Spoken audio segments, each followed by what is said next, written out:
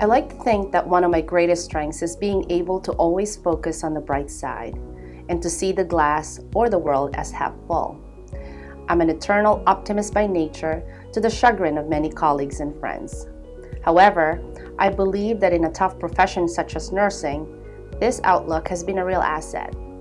The idea that one can be an affirming presence in another's time of crisis and the opportunity to be of use has been some of the satisfying aspects of this work for me. As a nursing leader at the height of the pandemic, the past 3 years have been a real test. I realize that it is naive, almost offensive, to think that the scale of challenges we face can be solved by positive outlook alone.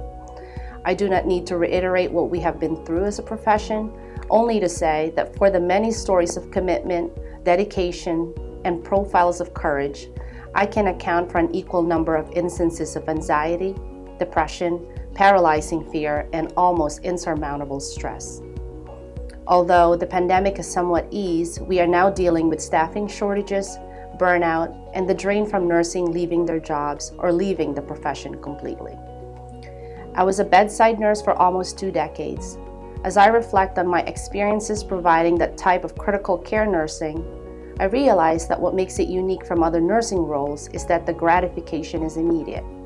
For example, for the many medical issues a patient faces, I can give some form of medicine or nursing intervention that would alleviate their problem or pain.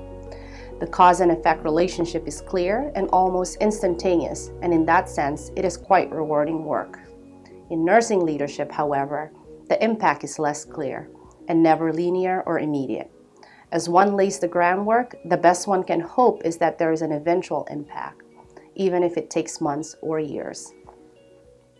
As we all tried to cope in individual ways from the ongoing pandemic, many would offer and suggest meditation, exercise, therapy, etc. Some have suggested to get back to our why. Why did I become a nurse? It has been useful for me to reflect on this because the pandemic has given me some insight on my tendency to appear positive, optimistic, and productive at all times. I used to think that being a leader means that you always carry your team, that you stay grounded and confident, and show a courageous front. Of the many lessons I took away, one of the biggest is that leading can sometimes look very different. Sometimes it means showing vulnerability and accepting that not everything is within one's control or not every problem can be solved. Taking stock of the many accomplishments of the teams in really challenging situations and being grateful for, again, this opportunity to be of use can be enough. This strategy has provided me a way forward and has been a major part of healing from the stressors of the past 3 years.